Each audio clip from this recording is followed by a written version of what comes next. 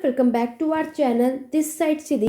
And आज मैं आपके साथ डिस्कस करने वाले हूँ MHI 05 के कुछ इंपॉर्टेंट क्वेश्चंस जो आपके दिसंबर 2022 के लिए बहुत ही ज़्यादा इंपॉर्टेंट होने वाला है। आप सभी की इतनी रिक्वेस्ट थी कि मैम MHI 5 के भी कुछ इंपॉर्टेंट क्वेश्चन बता दीजिए जो आपके अभी जो दिसंबर में एग्ज़ाम होने वाला है उसके लिए इम्पॉर्टेंट है। तो वीडियो के एंड तक बने रहना क्योंकि आज की वीडियो आप सभी के रिक्वेस्ट पर मैं लेकर के आई हूँ। तो वीडियो पसंद आए तो लाइक शेयर करना बिल्कुल भी मत भूलना। और आगे मैं बता दूं कि इससे पहले मैंने ऑलरेडी आप सभी के MHI 1 और MHI 4, ठीक है, MHI 01 और आपके MHI 04 के ऑलरेडी इंपॉर्टेंट क्वेश्चंस बता चुकी हूँ। तो आप में से जितने भी लोगों ने वो वीडियो नहीं देखी है प्लेलिस्ट में जाकर के चेकआउट कीजिएगा, नहीं तो लिंक डिस्क्रिप्शन बॉक्स में। अदरवाइज़ मैंने इन दोनों की एक अलग अलग प्लेलिस्ट बना दी है MHI 1 और MHI 4 की। वो आप कोई भी बैच के हो, चाहे आपका सेशन अभी आप लोगों का एग्ज़ाम हो या आपका एग्ज़ाम जो नेक्स्ट ईयर होगा जून 2023 में, तो भी वो वीडियो आपके लिए बहुत ही ज़्यादा हेल्पफुल है। बाकी जून के लिए मैं आगे करवाऊँगी। अभी आपके लिए मेन बात है क्योंकि अभी MHI 1 और MHI 05 ये दो एग्ज़ाम आपके दिसंबर में है, जैसे कि आप सभी जानते हैं, ठीक है। MHI 01 का एग्ज़ाम आप लोगों को 6 दिसंबर को है और MHI 05 आपको पता है आपका एग्ज़ाम 9 दिसंबर को है, ठीक है। बाकी 2 और 4 का आपका जनवरी सेशन में तो आपके पास टाइम है, इसलिए अभी आपको मेनली फोकस 1 और 5 पे करना है। 1 अगर आपने अभी तक कुछ भी नहीं पढ़ा है, MHI 01 की प्लेलिस्ट है, उसको ओपन करो, उन वीडियोज़ को देख लो। 100% अगर आपने उसको कर लिया तो 60+ आप ईजिली से लेकर के आ जाएंगे। चलो, ये तो बात हो गई आपकी MHI 01 की। बात करते हैं MHI 5 की। सबको सबसे ज़्यादा प्रॉब्लम इसी सब्जेक्ट में आती है, ठीक है। क्यों आती है? क्योंकि यहाँ पर बहुत ही ज़्यादा MHI 5 कुछ ज़्यादा ही वास्ट है। और रही बात MHI 05 में, ये ऐसा क्वेश्चन पेपर है जहाँ से क्वेश्चन बहुत रेयर रिपीट होते हैं, ठीक है। MHI 1, 2, 4 में तो आपके रिपीट भी होते हैं, बट 5 में सिर्फ 1-2 क्वेश्चन रिपीटेड होते हैं। अदरवाइज कहीं से कुछ भी पूछा जाता है, तो ये बहुत ही ज़्यादा सबको प्रॉब्लम करता है। अदरवाइज जिसको नॉलेज है आपकी हिस्ट्री की, इकोनॉमी से रिलेटेड, तो वो लोग तो निकाल लेते हैं, अच्छा स्कोर भी कर लेते हैं। लेकिन जिनको बेसिक भी नहीं पता तो उन्हें थोड़ी प्रॉब्लम आती है। तो मैं उन्हीं सब के लिए आपके इतने रिक्वेस्ट पे ये वीडियो लेके आई हूँ। तो वीडियो को बिना स्किप करें एंड तक बने रहना, बहुत ही ज़्यादा हेल्पफुल होने वाली है। यहाँ पर पहले मैं आपको कुछ प्रीवियस क्वेश्चन पेपर दिखाने वाली हूँ और साथ ही साथ इंपॉर्टेंट क्वेश्चन भी बताने वाली हूँ कि सबसे इंपॉर्टेंट टॉपिक कौन सा है। कुछ नहीं पढ़ा तो मेनली फोकस आपको कहाँ कहाँ करना है कि आप लोग कम से कम 60 तो ले ही आओ, 60 तक अराउंड, या 50+ अराउंड तो लेकर आ ही जाओ। बाकी अगर आप अच्छा खासा लिखोगे आंसर को तो 60+ भी आ जाएगा या उससे बेटर भी आ जाएगा। लेकिन 60+ में उनके लिए कह रही हूँ जिनको बिल्कुल एक होता है ना, लाइक बेसिक भी इतना नहीं पता होता, तो इकोनॉमी में थोड़ी बहुत प्रॉब्लम आती है, जिनके लिए कोई भी टॉपिक नया नया होता है। तो यहाँ आपके लिए थोड़ी प्रॉब्लम हो सकती है, लेकिन आज की वीडियो को पूरा एंड तक देखना। चलिए ज़्यादा टाइम न लेते हुए अपने आज की क्लास को स्टार्ट करते हैं। चैनल को सब्सक्राइब नहीं किया है तो जल्दी से एक बार सब्सक्राइब कर लो, वीडियो को लाइक शेयर कर दो और भी स्टूडेंट, ताकि उनको ये हेल्प हो सके। मैं आप सभी के लिए इतनी मेहनत करती हूँ, तो आप लोग मुझे सपोर्ट करो, इस चैनल को खूब आगे तक आपको बढ़ाना है, ठीक है। चलिए स्टार्ट करते हैं। सबसे पहले मैं बात करूँगी, आप यहाँ पर देख सकते हो आपके मास्टर्स के टर्म एंड एग्जामिनेशन में यहाँ पे दिसंबर 2021 का क्वेश्चन पेपर आपके साथ डिस्कस करने वाली हूँ, ठीक। पहले जो कि आपको पता है आपका सब्जेक्ट ही क्या है, history of Indian economy. History of Indian economy का मतलब है आपको अपनी हिस्ट्री के इकोनॉमिक सेक्शन पे ज़्यादातर ध्यान देना है, ठीक है। ज़्यादातर पूरे हिस्ट्री की, चाहे मैं अगर बात करूँ आपका एंशिएंट हो, चाहे मेडिएवल हो, चाहे मॉडर्न हो, ये तीनों में आपको ओवरऑल याद रखना इंडियन हिस्ट्री ही रहती है। वर्ल्ड हिस्ट्री की इकोनॉमी नहीं पूछता, इसके अंदर पूरे इंडियन इकोनॉमी है। चलो बढ़ते हैं क्वेश्चन की तरफ और देखते हैं किस तरीके से। पहले मैं आपको क्वेश्चन बता दूँ, उसके बाद ध्यान रखना। देखो, जिस तरह सबसे इम्पॉर्टेंट ये तो करके जाओ क्योंकि यहाँ से क्वेश्चन मैक्सिमम रिपीट होता है। ये वाला क्वेश्चन आपका क्वेश्चन है, examine the factors that determine the agrarian environment of the Indian सब कॉन्टिनेंट। आपसे ये 20 मार्क्स का मेनली ये क्वेश्चन रिपीट होता है क्योंकि आपका ये सब्जेक्ट ही है। तो ओवरऑल यहाँ पर आपको क्या करना है, ये पूरी वीडियो को देखना है। हिंदी वाले स्टूडेंट के लिए नीचे है ये क्वेश्चन, अभी बस आपको चीज़ें समझनी है। बाकी ये सारा कुछ मैं PDF शेयर कर दूंगी टेलीग्राम पे, क्वेश्चन पेपर देखते रहना। बट अभी फोकस ये होना चाहिए कि आपका टॉपिक क्या होना चाहिए। आपको क्या करना है, अग्रेरियन एनवायरनमेंट बताना है, ठीक है।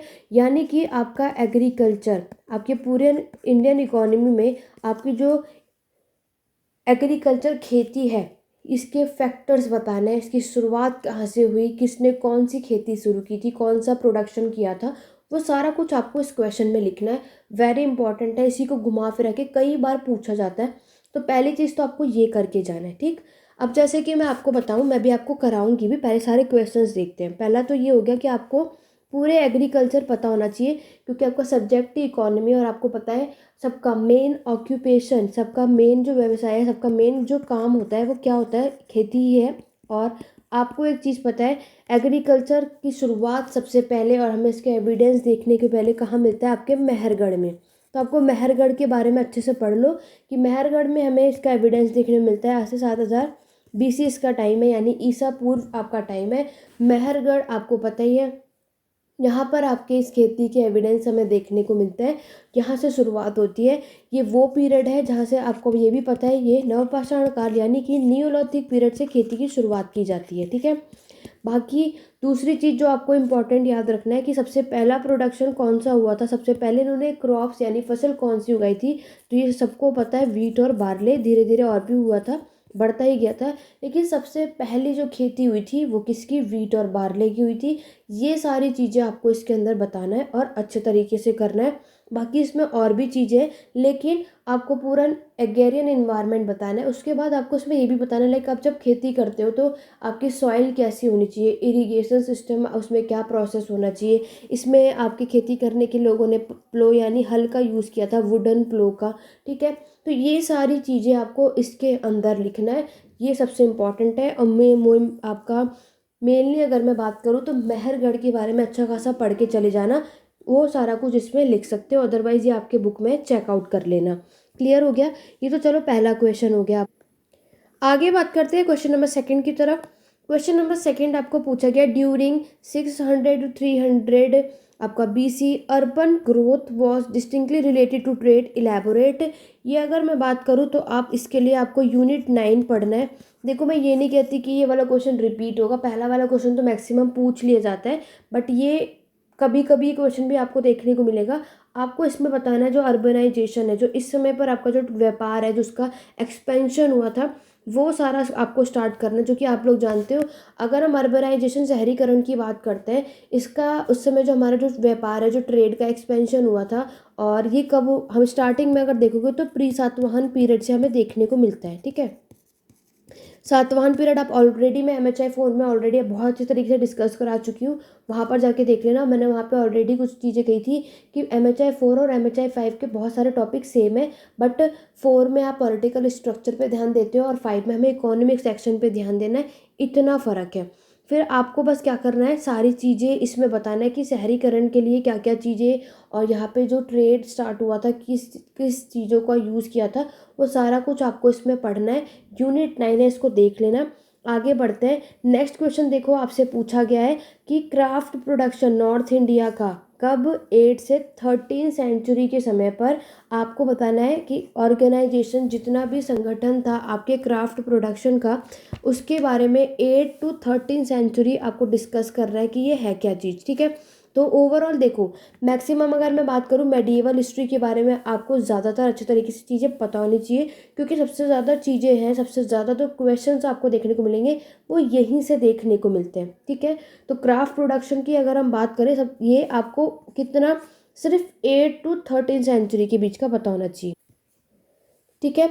अगर आपको इसको करना है तो आप इसके लिए यूनिट 18 पढ़ सकते हो, जो कि आप लोगों का नॉन एग्रीकल्चर प्रोडक्शन का ये चैप्टर है। उसके अंदर आपको ये दे रखा है क्राफ्ट प्रोडक्शन 8 to 13 सेंचुरी का। आपको बताना है कि इन्होंने सबसे ज़्यादा किसका प्रोडक्शन किया था। तो देखो याद रखना, अगर हम बात करते हैं यहाँ पर जो आपकी पूरी मैक्सिमम जो एंटायर प्रोडक्शन है, मेडिएवल पीरियड के बारे में जानना है, क्योंकि आपको पता है 8 to 13 सेंचुरी आपका मध्यकालीन इतिहास के बारे में आप यहाँ पर बताते हो। मैक्सिमम अगर आप देखोगे, ये लोग किसका प्रोडक्शन करते थे, आपके टेक्सटाइल का, ठीक है। किसका, आपके कपड़ों का प्रोडक्शन यानी टेक्सटाइल का उत्पादन सबसे ज़्यादा किया जाता था। और अगर हम बात करें इसमें कौन सा फैब्रिक सबसे आपको इम्पोर्टेंट पता है, ये कॉटन, यानी कि आपके कॉटन फाइबर यहाँ पर, इसी वजह से इन लोगों ने जो बीज है, सीड्स है, सबसे ज़्यादा कॉटन को यहाँ पे प्रोडक्शन किया जाता था, ये ज़्यादातर इम्पॉर्टेंट है। और दूसरी अगर हम बात करें, अगर आपको ये सारे काम करने हैं तो इसके लिए आपको किसका यूज़ करोगे, स्पाइनिंग का यूज़ करोगे, स्पिनिंग जो भी आप कह सकते हो, ये सारी चीज़ें आप यहाँ पर यूज़ करते हो। दूसरी चीज़, अगर हम जब कपड़े हमें बनाने हैं तो फिर आप ये काम करोगे, फिर उसे हमें कलर करने का काम भी करना होता है, डाइंग करते हैं, उसको ब्लीच भी करते हैं, ठीक है, फिर प्रिंट करते हैं। याद रखना ये क्राफ्ट प्रोडक्शन का जो आपका काम है ये आपके मैन और वुमेन दोनों काम करते हैं, ठीक है। मैन और वुमेन ये दोनों के दोनों ही यहाँ पर काम करते हैं। इसमें एक चीज़ बताई गई है यहाँ पर, आपके जो मैन और वुमेन पार्टिसिपेट तो दोनों करते हैं, दोनों इसमें करते हैं, लेकिन यहाँ पर जो वर्ड है, जो मेल के लिए वर्ड दिया गया है और आपके फीमेल के लिए, जो फीमेल प्रिंटर है उनके लिए अलग नाम दिया है और मेल की जो प्रिंटर है उनको अलग नाम दिया है। तो मेल प्रिंटर जो होते थे उनको बोला जाता था आपके चिपा, और जो फीमेल प्रिंटर होती थी उनको कहा जाता है आपके चिम्पाका, ठीक है। जो आपके मेल प्रिंटर्स होते हैं उनको चिपका, और यहाँ पे फीमेल जो प्रिंटर है उनको चिम्पाका। इस तरीके से यहाँ पर बताया जाता है। इसको ओवरऑल आप लोग इसको कर लेना। यहाँ पर आपके WH मॉरलैंड ने भी अपनी कुछ बातें बोली है। तो देखो, अगर हम बात करें क्वेश्चन को, चलो अभी मैं आपके बाद में डिस्कस कराती हूँ, पहले मैं आपको इम्पॉर्टेंट टॉपिक्स बता देती हूँ, फिर हम इसको करते हैं, क्योंकि हम सॉल्व करने पे आएंगे तो हम कितनी चीज़ें करते रहेंगे। फोर्थ क्वेश्चन देखो, फोर्थ क्वेश्चन में आपको नजर आ रहा है, इसमें पूछा है पीजेंट रेजिस्टेंस का नेचर कैसे है मध्यकालीन इतिहास के समय पर। आपको पता है पूरी इकोनॉमी, जब आप एग्रीकल्चर पे डिपेंड हो तो सारा का सारा प्रेशर जो है, सारा का सारा जो काम कौन करेगा, पीजेंट है। तो इसके बारे में आपको बताना है सिचुएशन कैसी थी, क्या थी, ओवरऑल इसको एनालाइज करना। इसको भी मैं कहूँगी वेरी वेरी इंपॉर्टेंट, ठीक है, करके जाओ, इसको पढ़ कर जाओ। यहाँ से भी कई बार क्वेश्चन आता है, मैक्सिमम आपके में भी आ सकता है, आने के भी चांसेस हैं। इसी को घुमा करके पूछ लेगा, लेकिन पीजेंट आपको देखने को मिलेगा क्योंकि मेन इकोनॉमी इनकी यही है। आगे बढ़ते हैं। एक आपका ये एसमाउंट कल्चर भी पूछ लिया जाता है, Indo Roman trade, very very very important. मैं अपनी तरफ से अगर मैं बात करूं, इसको रट कर जाओ, ठीक है, इसे मैं वेरी वेरी वेरी इंपॉर्टेंट, ये एग्जाम में ना है MHI 5 के, ऐसा तो हो ही नहीं सकता।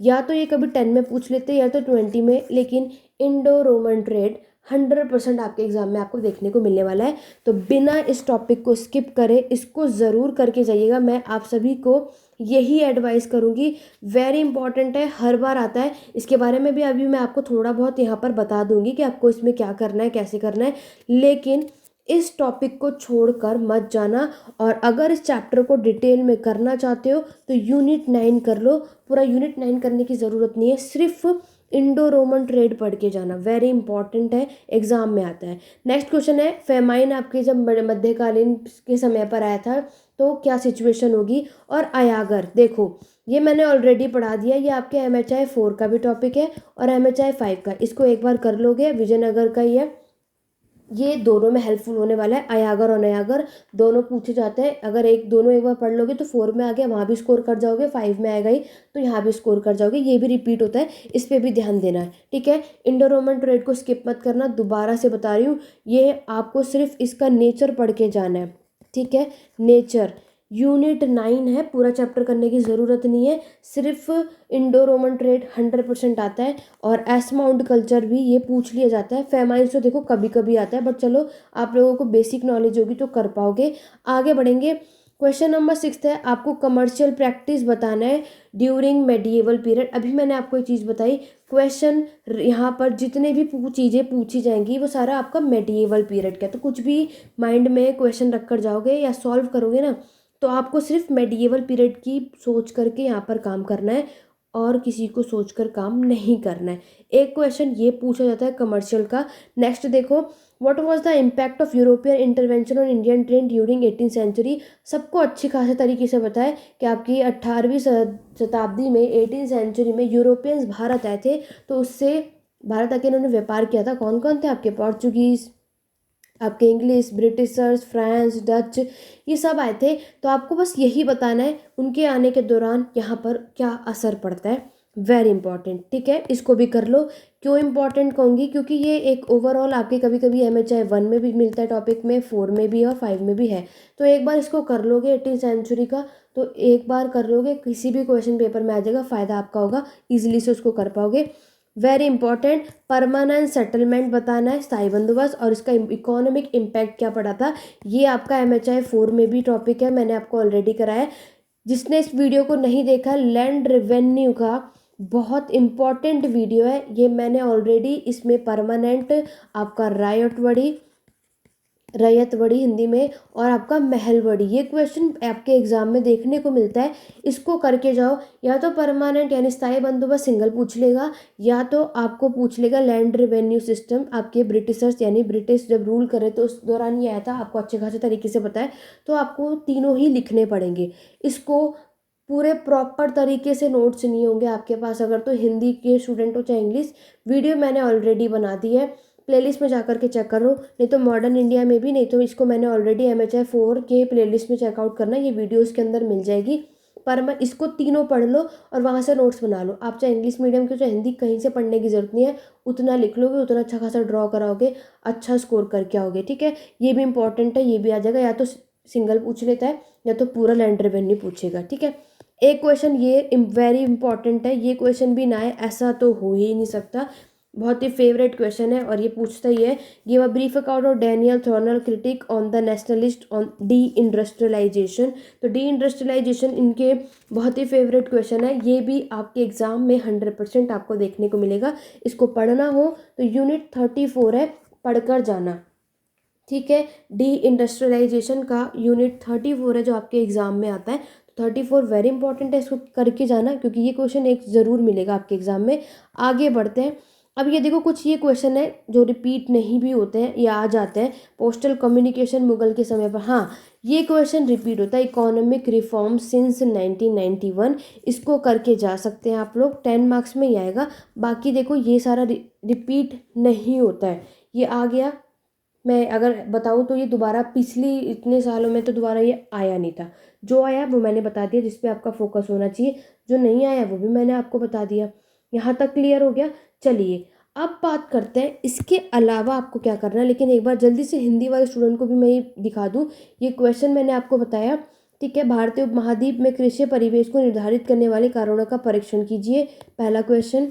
आपको अर्बनाइजेशन बताना है, ये पूरा यहाँ पे देख सकते हो, PDF में दे दूंगी। जितने भी हमारे चैनल पे नए नए आए हो आप लोग, टेलीग्राम चैनल का लिंक डिस्क्रिप्शन पे है, जल्दी से जाके ज्वाइन करो। एक आपकी PDF के लिए और दूसरा आपके डाउट और क्वेरी उस पर लिखा हुआ है, मैं ये सजेस्ट दोनों को ज्वाइन करो।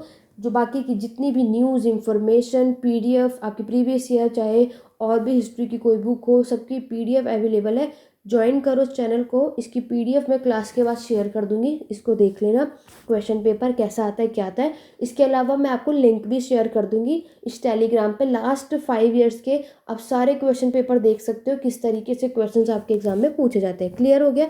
जब मैं आप सबके लिए तय कर रही हूँ तो आप लोगों को भी मेरे साथ बने रहना है। वीडियो पसंद आई तो लाइक शेयर करते रहो। चलो इसके अलावा मैं अब जल्दी से आपको ये बता दूं कि आपके एग्जाम में और क्या क्या इंपॉर्टेंट है, इसको आप हिंदी वाले स्टूडेंट आराम से देखना, कहीं नहीं जा रहा ये। चलिए अब बात करते हैं आपके एग्जाम में क्या क्या सबसे ज़्यादा इंपॉर्टेंट है MHI 5 के लिए। देखिए सबसे पहले मैंने अभी आपसे कहा कि पहली चीज़ आपको क्या करना है, परमानेंट सेटलमेंट यानी कि स्थायी बंदोबस्त आपका सबसे पहला टॉपिक है। ये एग्ज़ाम में आ जाता है, या तो ये सिंगल ही पूछेगा या तो इसके बदले आपसे पूछ लिया जाएगा कि आपको बताना है लैंड रेवेन्यू सिस्टम। ठीक है, इसकी वीडियो मैंने बोल दिया है, पूरी देख लेना, पूरा नोट्स रेडी है, आपको सिर्फ लिखना पड़ेगा। या तो लैंड रेवेन्यू पूछेगा तब आपको इसके अंदर परमानेंट, आपका रैयतवड़ी और आपका महलवड़ी के बारे में आपको एक्सप्लेन करना होगा। ठीक है, लेकिन ये क्वेश्चन मैक्सिमम पूछ लिया जाता है। दूसरा, अगर हम नेक्स्ट आगे हम बात करें, सेकंड जो आपको इम्पॉर्टेंट है, जो आपके एग्जाम में देखने को मिल जाता है, वैसे तो कुछ भी कहीं से भी आता है, जो मेनली आपको देखो पढ़ना है, एक आपके चालकोलिथिक आपने पढ़ा है, आपका जैसे स्टोन एज आपने पढ़ा है, कॉपर एज में बहुत सारे कल्चर हैं, जिसमें से एक कल्चर पूछ लिया जाता है आपका आहार गिलून कल्चर। ठीक है, लेकिन ये देखो ये क्वेश्चन आएगा तो ये 10 मार्क्स से ऊपर नहीं आएगा, 10 मार्क्स में ये चीज़ें पूछी जाती हैं। 10 मार्क्स का दे और बताओ, जैसे मैंने आपको बताया अयागर और नयाकर MHI 4 का टॉपिक है, 5 में भी आता है, रिपीट होता है। एक 10 मार्क का क्वेश्चन और बताऊँ तो आपको पढ़ना है कस्बा। ठीक है, कस्बा पढ़ना है आपको, मुगल इंडिया में आपने पढ़ा है, मुगल भारत में कस्बे थे, क्या होता है ये सब के सब 10 मार्क्स से ऊपर नहीं आएगा। 10 मार्क्स के लिए इन्हें कर लो, ये सब पूछ लिए जाते हैं, मैक्सिमम आपको देखने को तो मिलेंगे ही मिलेंगे, ठीक है। उसके बाद आपको और क्या चीज़ें ध्यान रखनी है, देखो अगर आप कुछ भी करो, एक आपको पता है आपकी एक थ्योरी थी ड्रेन ऑफ वेल्थ, ठीक है, बहुत ही अच्छी खासी और इम्पॉर्टेंट है, ये भी कई बार पूछा जा चुका और पूछा भी जाता है। तो ड्रेन ऑफ वेल्थ आपको करना है, जिसको निकास सिद्धांत कहते हैं हिंदी में, ये भी आपके सिर्फ 10 मार्क्स में आएगा, ठीक। ड्रेन ऑफ वेल्थ आपके एग्जाम में कई बार पूछा जाता है, ठीक है, और ये आपको याद रखना है। और सबसे ज़्यादा ये भी आपको, क्योंकि इकोनॉमी का है, दादा भाई नौरोजी ने आपकी ये थ्योरी दी थी, ये आपको अच्छे खासे तरीके से पता है, ठीक है। आगे बढ़ने से पहले मैं एक चीज़ बता देती हूँ, जितने भी मेरे चैनल पे नए हैं, मैं यहाँ पे पेड क्लासेस भी प्रोवाइड करती हूँ, ठीक है। मैंने पेड क्लासेस के अंदर ये सारी चीज़ें बहुत ही डिटेल में कराई हैं, और हर एक टॉपिक करने के बाद मैं यहाँ पे पीडीएफ भी शेयर करती हूँ। आप चाहे इंग्लिश मीडियम के स्टूडेंट चाहे हिंदी मीडियम के स्टूडेंट हैं, तो नया बैच, जितने भी स्टूडेंट आपके जून में एग्ज़ाम है, जनवरी में मैं नया बैच स्टार्ट करने वाली हूँ, तो जो भी इंटरेस्टेड हो इनरोलमेंट करा सकता है। बाकी की इन्फॉर्मेशन आपको व्हाट्सएप नंबर पे मिल जाएगी। व्हाट्सएप नंबर आपको मिल जाएगा नीचे डिस्क्रिप्शन बॉक्स में, नहीं तो आपके यूट्यूब चैनल के होम पेज पे तो आप देख ही सकते हो। व्हाट्सएप नंबर पे आप लोग इनरोलमेंट करा सकते हो, बाकी की इन्फॉर्मेशन आपको वहाँ पता चल जाएगी। अगर आप यहाँ पर इसको लोगे क्लास को, तो आपको बहुत ही ज़्यादा फ़ायदा होगा, सारी कुछ डिटेल में कराया जाता है। अदरवाइज़ यूट्यूब पे तो आपको अब वैसे पता है उतनी चीज़ें डिटेल में हम नहीं करा सकते, लेकिन मेरी पूरी कोशिश है कि मैं आज की वीडियो के थ्रू आपको इतना बता दूं कि इम्पॉर्टेंट क्वेश्चन कौन कौन सा है, या आपको क्या क्या पढ़ के जाना चाहिए, ठीक है। बाकी जिनका एग्ज़ाम जून सेशन में, आप लोग इनरोलमेंट करा सकते हैं। पेड क्लासेस अवेलेबल है यहाँ पर भी, जहाँ पर हर एक चीज़ डिटेल में कराई जाएगी। उसके बाद आपको पीडीएफ भी मिलेगी, किस तरीके से लिखना है, क्या करना है, वो सारा कुछ, ठीक है। चलिए आगे बढ़ते हैं। ये तो मैंने बता दिया ड्रेन ऑफ वेल्थ की आपकी ये थ्योरी पूछी जाती है। और मेनली एक चीज़ बस मैं आपसे यही सजेस्ट करूँगी कि आप कुछ भी करो तो आपको बस एक चीज़ ध्यान रखनी है। क्या ध्यान रखना है कि आप मेडिएवल हिस्ट्री के बारे में आपको हर एक चीज़ पता होनी चाहिए, ठीक। क्या क्या पता होनी चाहिए पहले वो भी बात कर लेते हैं। देखो सबसे पहले अगर मैं आपको बताऊँ, आपको मेडिएवल के समय पर आपके पीजेंट की यानी किसानों की सिचुएशन कैसी थी, एक तो आपको ये ध्यान रखना है और ये बताना है, ठीक है। चाहे आपके दिल्ली सल्तनत के समय पर हो, चाहे आपके मुगल के समय पर हो, पीजेंट भी पूछा जाता है। इसमें दो तरीके के पीजेंट आते हैं, एक आपका पाई कास्ता आता है, ठीक है, और एक खुद कास्ता। ये भी एक सिंगल क्वेश्चन पूछा जाता है। और ये पाई कास्ता और खुद कास्ता आपसे एग्जाम में या तो सिंगल भी पूछ लेगा, पाई कास्ता खुद कास्ता में डिफरेंस क्या है, ये किस तरीके के पीजेंट किसान होते थे, इसको सॉल्व करना होता है। या तो पीजेंट ही ओवरऑल पूछेगा, ठीक है। पीजेंट आपको बताना पड़ेगा कि दिल्ली सल्तनत में ये सिचुएशन थी, मुगल के समय पर इनकी ये सिचुएशन थी। ये दूसरी चीज़ देखो, मेडिएवल के समय पर आपका ट्रेड कैसा था, ये आपको आना चाहिए, ठीक है। मेडिएवल के समय पर आपका अर्बनाइजेशन, आपका शहरीकरण कैसा था, इसकी नॉलेज आपको होनी चाहिए। मेडिएवल के समय आपका आर्ट एंड क्राफ्ट कैसा था, ठीक है। मेडिएवल कर रहे हो क्योंकि मैक्सिमम इकोनॉमी जो पूछी जाएगी इसी की ही पूछी जाती है, तो मेनली क्या करना है, आपका ध्यान ही इसी पे होना चाहिए, ठीक है। ये सारा कुछ आपको याद रखना है। कुछ भी मेडिएवल का करो, लेकिन ट्रेड, अर्बनाइजेशन, इसका आर्ट एंड क्राफ्ट, ये आपको अच्छे खासे तरीके से पता होना चाहिए। सबसे ज़्यादा क्वेश्चंस यहीं से पूछे जाते हैं। मेडिएवल के समय पर आपका टैक्सेशन सिस्टम कैसा था, ठीक है। चाहे आपके मुगल्स के समय पे, चाहे दिल्ली सल्तनत के समय पर टैक्स लिए जाते थे, किसने कौन सा टैक्स लिया, किसने कौन सा उसको कैंसिल किया, हटाया, वो सारा कुछ आपको पता होना चाहिए। ये बात हो गई। इसके अलावा अगर हम बात करें आपको और क्या मेनली फोकस, अभी मैंने आपको बताया 18 सेंचुरी करके जाओ कि आपके जो यूरोपियंस भारत आए थे, इससे रिलेटेड भी चीज़ें आपको पता होनी चाहिए, ठीक है। तो ये भी एक क्वेश्चन आपको देखने को मिलता है। फिर एक ना बैंकिंग सिस्टम आता है, बहुत ही अच्छा और इम्पॉर्टेंट है, ठीक है। बैंकिंग सिस्टम आपसे पूछा जाता है। अब आप कहोगे ये क्या है, एक नई चीज़ है, मे बी शायद कुछ तो लोगों को यहाँ पे बच्चों को पता होगा, लेकिन कुछ को लग रहा होगा कि ये बैंकिंग सिस्टम क्या है, अब ये कहाँ से करें। तो बैंकिंग सिस्टम लाइक आपके बिल ऑफ एक्सचेंज भी एक क्वेश्चन पूछा जाता है, ठीक है। आपके बिल ऑफ एक्सचेंज अगर हम बात करें, जिसको हम आप क्या करते हो, हुंडी के नाम से जाना जाता है। या तो एग्जाम में हुंडी लिख दिया जाएगा, या तो bill of exchange banking system चलता था, ये पूछा जाएगा। इसको देखो डिटेल में करना चाहते हो तो यूनिट 22 है, पढ़ लेना। ये भी रिपीट हो जाता है, ये भी पूछ लिया जाता है कि हुंडी है क्या चीज़। ये सारा कुछ मैंने पेड क्लासेस में अच्छे तरीके से बताया हुआ है, कराया हुआ है, वो कर लेना, ठीक है। ये एक बात हो गई। इसके अलावा अगर सबसे ज़्यादा तो देखो इन्हीं पे आपको फोकस करना है। फिर मैंने आपको ऑलरेडी बताया कि आपके मार्क्सवादी जो आपके मार्क्सिस्ट हैं, हिस्टोरियोग्राफी, इनका इतिहास लेखन आपको बताना है कि जो मार्क्सवादी हैं इनका इतिहास लेखन कैसा है आपकी कॉलोनियल इकोनॉमी को लेकर, ठीक है। आपकी कॉलोनियल इकोनॉमी को लेकर आपके इनके क्या व्यूज़ है, क्या थॉट है, ये पता होना चाहिए। नेक्स्ट आपसे एक गिल्ड पूछ लिया जाता है, ठीक है। एक ग्रुप होता है ना, आपको ऑलरेडी पता है, अच्छा खासा गिल्ड तो मौर्यन एम्पायर के समय पर आपने देखा हुआ है, ये एक पूछ लिया जाता है। और एक बेसिक कॉमन सी चीज़ है, आपके हड़प्पन सिटी के कैरेक्टर्स भी कभी कभी आते हैं, लेकिन ये क्वेश्चन आ जाता है। हड़प्पन तो चलो आप लोग ईजिली से कर लोगे, पढ़ के भी नहीं जाना होगा तो भी करके आ जाओगे। इसके फीचर्स आपको बताने हैं पूरा, इसका upper town, town planning, citadel, lower town, ये सारा कुछ तो आप लिख लोगे ना। ग्रेट बाथ आपके हुए, टाउन हॉल हुआ, स्ट्रीट हुए, ड्रेनेज सिस्टम हुआ, उसके हाउसेज हुए, इसके फीचर्स पूछे जाते हैं। तो कभी कभी ये क्वेश्चन भी आपके एग्जाम में देखने को मिला है, ये भी आ जाता है, ठीक है। तो आपको इनके बारे में भी पता होना चाहिए। डी इंडस्ट्रियलाइजेशन देखो करके जाना, ये तो 100% है, ये आए का नहीं तो आपका एग्ज़ाम कैसे पूरा होगा। डी इंडस्ट्रियलाइजेशन आपके एग्ज़ाम में आता है, यूनिट 34 है, अभी मैंने बताया, ठीक है। 34, 36, 35 इसी से रिलेटेड है, उसको एक बार चेकआउट कर सकते हो आप लोग यहाँ से। लेकिन क्वेश्चन आपको देखने को मिलता ही मिलता है, ठीक है। ट्रेड मैंने आपको बता दिया, मेडिएवल का पढ़ के जाओ, यहाँ से क्वेश्चन ना आए ऐसा हो नहीं सकता, पूछा भी जाता है। ये तो बात हो गई आपकी क्वेश्चंस की जो आपके एग्ज़ाम में मैक्सिमम पूछे जाते हैं या फिर रिपीट होते हैं। इसके अलावा एक चीज़ और, जो कि इकोनॉमी का सेक्शन है, तो यहाँ पर आपको इरिगेशन भी पूछते हैं, ये भी आता है। मैक्सिमम देखो सिंचाई, नहरें बनाई जाती है जब आपका इकोनॉमी ही मेन आपका खेती है, एग्रीकल्चर है, तो उसके लिए इरिगेशन के लिए किसने क्या क्या किया मेडिएवल के टाइम पर, वो आपको बताना है कि दिल्ली सल्तनत में किसने कैनाल्स बनवाए, या आपके मुगल्स के समय पर किसने कैनाल्स बनाए, विजयनगर में आपको पता है कृष्णदेवराय ने बनाए थे, वो सारा कुछ आपको बताना है। एक चीज़ याद रखना, कोई भी टॉपिक उठाओगे लिखना आपको सबके बारे में, ठीक है। दिल्ली सल्तनत में किसने क्या क्या किया, आपके विजयनगर के टाइम पर किसने क्या क्या किया, मुगल्स के समय पर किसने क्या क्या किया, ये सारा कुछ आपको इसके अंदर लिखना है। अदरवाइज कैनाल इरिगेशन का टॉपिक पढ़ना चाहते हो तो ये है आपका यूनिट 16, मिल जाएगा बुक में। पूरा पूरा यूनिट पढ़ने की ज़रूरत नहीं है, सिर्फ जो टॉपिक है क्योंकि ये पूछा जाता है उसको करना। फिर इसके बाद सेम एज आपके सातवाहन, आपके कुषाण, ठीक है, इनकी इकोनॉमी आती है, ठीक है। इनकी इकोनॉमी है आपका यूनिट 7 है, ठीक है, चैप्टर 7 है, याद रखना यूनिट 7 कह सकते हैं। इसकी इकोनॉमी कर लेना डिटेल में तो यूनिट 4 में, आई मीन MHI 4 में मैं आपको ऑलरेडी सातवाहन कुषाण पढ़ा चुकी हूँ। इसकी इकोनॉमी आती है, यूनिट 7 पढ़ के जाना, ये भी एक क्वेश्चन आपके एग्जाम में देखने को मिलता है।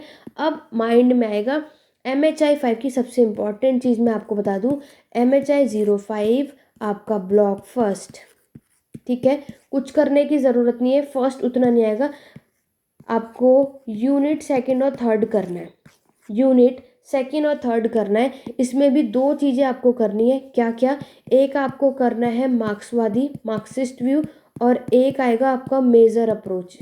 ये दो अप्रोचेज आपको दे रखे हैं, यही दोनों में से एक क्वेश्चन 100% आएगा 20 मार्क्स। क्योंकि माइंड में ये भी तो होगा आपके, कह रहे फर्स्ट ब्लॉक से क्या क्वेश्चन आएगा। देखो यूनिट 1 है वो तो एंशिएंट हिस्टोरियोग्राफी है, वो कभी कभी मेनली एक ही दो बार पूछा है 5 सालों में, तो इसको इतना नहीं आता। लेकिन सेकंड थर्ड से सबसे ज़्यादा आता है, या तो ये आएगा या तो ये आएगा, लेकिन आएगा यही। पूरा चैप्टर पढ़ने की ज़रूरत नहीं है, ये दो अप्रोचेस है, मार्क्सवादी और मेजर अप्रोचेस, जाकर चेकआउट करना, ये आपके दोनों यूनिट में मिल जाएगा 100%। पहला क्वेश्चन यही देखने को मिलेगा, पहला नहीं तो आगे पीछे कहीं भी कुछ भी हो सकता है, लेकिन ये भी क्वेश्चन आपके एग्जाम में पूछा जाता है। क्लियर हो गया। तो ये थे कुछ इंपॉर्टेंट, इतना भी कर लोगे, लेकिन मेनली नॉलेज आपको अच्छा खासा रखना चाहिए। एक टॉपिक और है दादनी सिस्टम, ये भी 10 मार्क्स में आ जाता है, दादनी सिस्टम, ठीक है। दादनी सिस्टम भी यहाँ पे आपके चीज़ें पूछ ली जाती है 10 मार्क्स में। दादनी सिस्टम क्या होता है, ठीक है, ये आपके दादन वर्ड से बना हुआ है। यहाँ पर आपके जो ब्रिटिशर्स होते थे, रॉ मटेरियल एडवांस में ही आपके वीवर्स को दे देते थे और बुक कर लेते थे कि हाँ तुम मेरे लिए काम करोगे, प्रोडक्शन करोगे, ठीक है। ये होता है कुछ दादनी सिस्टम, इसको अच्छे तरीके से पढ़ लेना। पढ़ना कहाँ से, ये भी मैं आपको बता देती हूँ। यूनिट 18 है आपके बुक के अंदर, दादनी सिस्टम 10 मार्क्स का, बहुत छोटा सा, एक रीड करके चले जाओगे तो भी अपने एग्जाम में करके आ जाओगे। यहाँ तक क्लियर। तो ये देखो इंपॉर्टेंट टॉपिक ये है। आई नो अब आप कहोगे तो मैंने पूरी बुक की बता दी, लेकिन मैं आपको एक चीज़ बता दूँ, MHI 5 बहुत ही ज़्यादा फास्ट है, नो डाउट।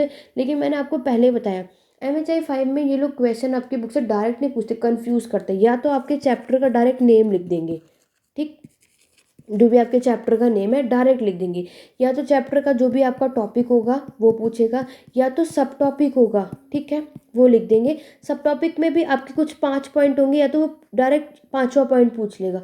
तो इतना आपको भी पता है, कहाँ से पढ़ोगे, आपको यही नहीं पता होगा कि ये टॉपिक आपके बुक में है कहाँ पे। MHI 5 इसीलिए इतना ज़्यादा वास्ट है और इनके पास इतने ऑप्शन है, इसलिए कहीं से कुछ भी पूछ लेते हैं। इसलिए मैं आपको यही सजेस्ट करूँगी, मेडिएवल को जैसे मैंने आपको बताया कि आपका ट्रेडिंग सिस्टम आपको पता होना चाहिए, आर्ट एंड क्राफ्ट कैसा था, इरिगेशन सिस्टम कैसा था, टैक्सेशन सिस्टम कैसा था मेडिएवल के समय पर, ये सारा कुछ नॉलेज पा लो, अच्छी तरीके से पढ़ लो, ताकि वहाँ पे आप उसको ईजिली से कर पाओ। क्वेश्चन घुमा फिरा के भी पूछेगा तो भी करके आ जाओगी, ठीक है। बाकी जितने टॉपिक बताए 100% आते ही आते हैं। एक बार और लिख देती हूँ, जो आएंगे ही आएंगे, इंडो रोमन ट्रेड, ठीक है, और आपका यूनिट 2 और यूनिट 3 जो मार्क्सवादी और अप्रोच और मेजर अप्रोच आया था, ये कर लेना, जो आएगा ही आएगा, ठीक है। और डी इंडस्ट्रियलाइजेशन जो रिपीट होता है, ये तीनों क्वेश्चन देख लेना। और इस एक ही बात मैं यही बोलूँगी, जितने भी स्टूडेंट का एग्ज़ाम दिसंबर में, इसी वीडियो के नीचे कमेंट करके आकर बताना कि जो चीज़ें मैंने बताई क्या उसमें से आया नहीं आया, ताकि आगे के जितने भी स्टूडेंट इस वीडियो को देखें तो उन्हें ये हो जाए, सबको लगता है कुछ ऐसा लिख देते कि आप जो कहते हो उसको एक भी नहीं आता, ऐसे कैसे हो सकता है। लेकिन बहुत से स्टूडेंट कहते हैं कि भैया आता है, और ऑब्वियस से आता भी है, लेकिन उनको एक वो हो जाए ना कि हाँ गारंटी कि हाँ जो बताया है इस वीडियो में बहुत एनालाइज करके मैं आपको बताती हूँ, ये नहीं कहीं से कुछ भी बता दिया चलो वीडियो बना लेते हैं बता देते हैं किसका क्या। लेकिन आपको पता है ऐसे बनाने का कोई भी फ़ायदा नहीं है, अगर हमारी उसमें आपका कोई भी फ़ायदा ना हो। ये वीडियो मैं इसलिए नहीं बनाती आप सभी के लिए कि कहीं से कुछ भी बता देती हूँ, मेरा क्या जाता है, आपको कुछ भी बता दो आप देख के और चले जाओगे, इसमें मेरा कोई भी फ़ायदा नहीं है। मैं अगर यहाँ पर अगर टाइम लगा रही हूँ, आपको टाइम दे रही हूँ, तो ये है कि मैं जो भी कर रहा हूँ आपको हो कि हाँ सिद्धि मैम ने आपके बिल्कुल चीज़ें एक वही बताई जो पॉइंट टू पॉइंट थी। और मैं यही सजेस्ट करूँगी इसीलिए कि आप लोग मेरे MHI 1 की पूरी प्लेलिस्ट देख कर जाओ, MHI 4 की भी देख कर जाओ, और आप लोग उसी वीडियो के नीचे कमेंट करके बताना ज़रूर, ताकि बाकी तो एग्ज़ाम पे हम व्यूज़ लेते ही हैं, कि आप लोगों को जो मैंने बताया वही आया या नहीं, या फिर जितना बताया उसमें से कुछ भी नहीं आया। मुझे कमेंट यहाँ पे इसी वीडियो के नीचे करना, चाहे आपके कमेंट पॉजिटिव हो नेगेटिव हो, मैं कुछ भी डिलीट नहीं करूँगी, लेकिन वो सब देख सकेंगे कि एक्चुअल में मेरा बताया हुआ आता है या नहीं आता है, ठीक है। ताकि आगे जितने भी हमारे चैनल पर जुड़े तो वो, क्योंकि कमेंट आपको पता है बहुत से स्टूडेंट नेगेटिव दे देते हैं, वीडियो को पूरा देखते नहीं है। जैसे कि इस वीडियो को भी जिसने स्किप किया होगा स्टार्टिंग का देखेंगे, फिर वो कहेंगे जो बताया वो नहीं आया। एंड तक बने रहो, काम की चीज़ें बाद में धीरे धीरे याद आती है, तो जो इम्पोर्टेंट है वो पता चलेगा, लेकिन पता ज़रूर चलेगा, ठीक है। देखो आपको एक चीज़ पता है, इसमें ना आपके एक और लैंड ग्रांट आता है, ब्रह्मदया और आपका नगरम, जो कि आपके चोला एम्पायर के समय का है, ठीक है। उर और नाडू, ये भी आता है उर और नाडू, ठीक है। ये भी आपके MHI 5 का टॉपिक है, और ये सेम टॉपिक आपके MHI 4 का भी है, इसे ज़रूर करके जाना। ब्रह्मदया और नगरम भी पूछा जाता है, और ब्रह्मदया और अग्यारियन अग्रहार भी है, ये भी पूछा जाता है, दोनों सेम ही है दोनों। ये जो लैंड ग्रांट आपके ब्राह्मण को, जो भूमि दान दी जाती है ब्राह्मण को ही दी जाती है, ये भी सेम है, इसमें कुछ अलग नहीं है। लेकिन MHI 5 का ये भी टॉपिक है, ये भी आपको देखने को मिल जाता है, ठीक है। इसको भी करके जाना, बाकी बेसिक है, कॉन्सेप्ट क्लियर होना चाहिए तो आप कर पाओगे। तो इसीलिए बाकी जो छोटे छोटे टॉपिक थे एक रीड अप करके चले जाना, कस्बा क्या होता है, ठीक है, मुगल के समय पर आपके अग्रहार आहार गिलुन कल्चर क्या था, चालकोलौथिक के समय पर, वो सारा कुछ पढ़ लेना। कल्चर तो आपको देखने को मिलेगा ही, बाकी जो जो रिपीट होते हैं वो मैंने आपको ऑलरेडी बता दिया है, ठीक है। आपके नॉन एग्रीकल्चर प्रोडक्शन बताना है मेडिएवल के समय पर, नॉन एग्रीकल्चर प्रोडक्शन में कौन कौन आता है, आपके एग्रीकल्चर प्रोडक्शन में कौन कौन आता है, ये सारे टॉपिक आपको एक बार रीड अप करना है, ज़्यादा कुछ नहीं करना। आई नो आपको लग रहा होगा, यूनिट 16 17 करना, 18 कर लेना, टैक्सेशन सिस्टम भी आपको बताना है, रीड करना, इतना बनाने की ज़रूरत नहीं है, बस आपको कुछ नेम याद करने पड़ेंगे, लेकिन ये आपको आएगा ही आएगा, जैसे कि मैंने अभी आपको बताया ही, ठीक है। तो ये थी आपके इम्पॉर्टेंट टॉपिक। अगर आप लोग MHI 5 के इसको डिटेल में पढ़ना चाहते हो, अगर आप चाहते हो कि MHI 5 को थोड़ा मैं डिटेल में और करा दूँ, लाइक आप कुछ सारे टॉपिक कुछ कुछ बता दूँ कैसे लिखना है, क्या लिखना है, ये तो मैंने इंपॉर्टेंट क्वेश्चन टॉपिक्स बता दिए, क्योंकि आप लोगों ने कहा था कि इस पर वीडियो लेकर के आओ, कि हम एक गेस क्वेश्चंस हैं कि इसमें से क्या क्या आ सकता है, क्या क्या नहीं, वो सारा कुछ है। एक क्वेश्चन पेपर और दिखाती हूँ मैं आप सभी को, ठीक है, कि किस तरीके से आपके एग्ज़ाम में और कौन कौन से क्वेश्चंस पूछे जाते हैं MHI 5 में। आइए चलिए देखते हैं, बढ़ते उस क्वेश्चन पेपर की तरफ। देखो, आप सभी के लिए एक क्वेश्चन पेपर और एनालाइज करते हैं, ये जून 2020 का है, ठीक है। अब देखते हैं कि यहाँ से क्या क्या क्वेश्चंस आपके एग्जाम में देखने को मिला। सबसे पहले देखो, give a historiographical sketch on the imagine new trend on the study of economic history of colonial period. आपको देखो कॉलोनियल पीरियड के यहाँ पर क्वेश्चन देखने को मिलेगा। ये आपको बताना है कि इसके स्टोरियोग्राफिकल जो आपके इतिहास लेखन थे, इन्होंने इसके बारे में क्या क्या चीज़ें लिखी हैं। एक ये देखो, ये रहा critical examine the nature of agrarian taxation under the Mauryans, ठीक है। मौर्यंस भी आपके यूनिट 7 में है। देखो, आपके सातवाहन, कुषाण, मौर्यन और गुप्ता, ये चारों एक ही टॉपिक है। अब इनके ऊपर रहता है कि या तो ये चारों पूछ लेते हैं, या तो आपको कोई सातवाहन, कुषाण या तो मौर्यन कोई भी एक मिल जाता है। तो ये ओवरऑल इनके ऊपर है, ठीक है। क्या आएगा क्या नहीं, ये इसको आप देख लेना। फिर आपको बताना है, discuss the state ownership of land during 6 to 12th century in northern India. How did the king in the process releasing land tax affect the stratification of rural society.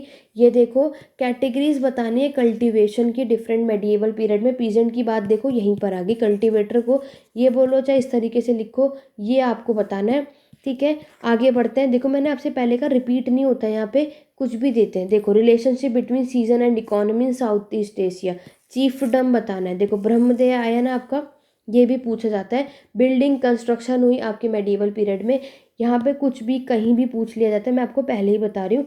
देखो, कॉइनेज सिस्टम आपके Mughal period में बताना है, और coinage system आपके southern India की currency से कैसे अलग है ये आपको बताना है। करेंसी भी पढ़ना है, इकोनॉमी है भाई, ट्रेड होगा तो कॉइन्स तो आपको पता होने चाहिए, बहुत इंपॉर्टेंट है।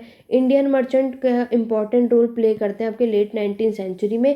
व्यापारी है, व्यापारियों के बारे में आपको चीज़ें अच्छी खासी तरीके से, ट्रेडर्स हुए, इनके बारे में पता होना चाहिए। फिर ब्रिटिश ईस्ट गवर्नमेंट है, यहाँ पर आप देख रहे टेम्पररी परमानेंट सेटलमेंट के बारे में आए, घुमा फिरा के पूछ लिया है, थोड़ा सा समझकर इसको काम करना, लेकिन देखो ये क्वेश्चन यहाँ पर पूछा गया है। फिर डी इंडस्ट्रियलाइजेशन से देखो, मॉरिस डी मॉरिस आर्ग्यूमेंट किया था, ये उसी से है, यूनिट 35-36 में देख लेना, मिल जाएगा। आगे बढ़ेंगे। फिर देखो यहाँ पर आपका planned economy, colonial forest policy, private European merchant, Mughal bridge, आप लोग देख सकते हो कहीं भी कुछ भी पूछ लेते हैं, प्रॉब्लम होती है। लेकिन सॉल्यूशन क्या है, स्मार्टली काम करना है, चीज़ों को समझो और पूरा फोकस मेडिएवल पे लगा दो, ठीक है। एंशंट को स्किप करो, मॉडर्न को भी स्किप करो। मेडिएवल में ध्यान रखो कि उस समय का tax system, trade, art and craft, urbanization, वहाँ का जितना भी कुछ मैंने बताया, क्योंकि कभी भी कहीं से कुछ भी आता है, यहाँ पर रिपीट नहीं होते हैं क्वेश्चन।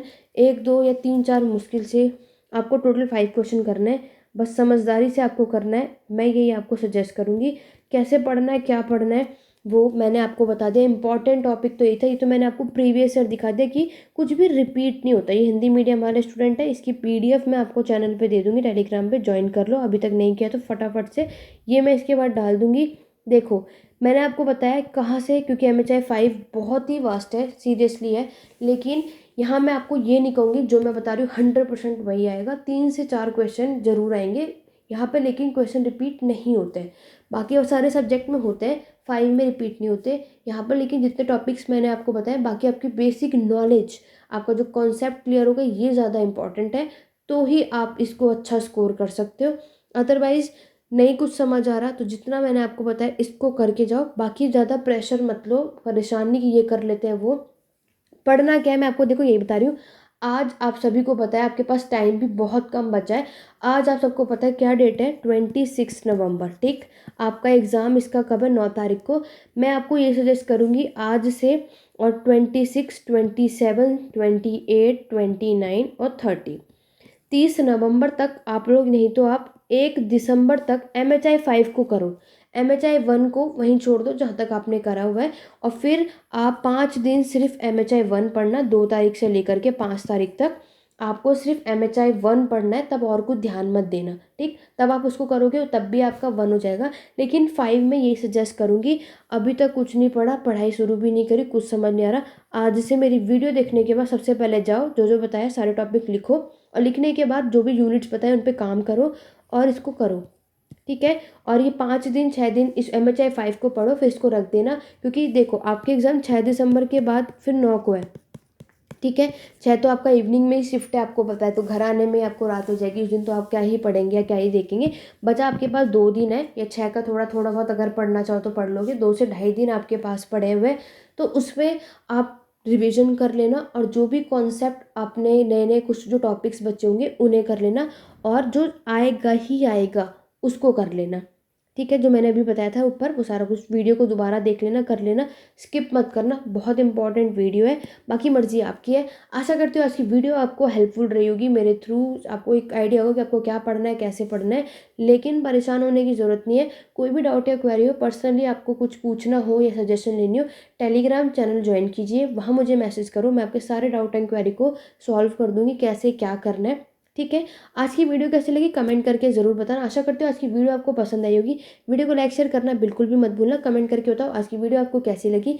सब्सक्राइब कर लो एकदम जल्दी से, और रात के 9:30 बजे आपको चैनल पे वीडियो देखने को मिलेगी। आगे हम जल्दी जल्दी और भी वीडियोस चैनल पे लेकर के आने वाले हैं। अपडेट पाने के लिए बेल आइकन प्रेस कर लो नोटिफिकेशन के लिए, ताकि आपको जब भी वीडियो चैनल पे आए नोटिफिकेशन टाइम टू टाइम मिलते रहे। तो ये थे आपके MHI 5 के इंपॉर्टेंट टॉपिक्स जो आपको करने हैं, जो करने भी चाहिए, और इसको पढ़ेंगे कभी। अगर आपने इस वीडियो पे रिस्पॉन्स अच्छा खासा करा तो MHI 5, जैसे मैंने MHI 1 और 4 पढ़ाया कि कौन से टॉपिक में क्या क्या लिखना है, किस तरीके से लिखना है।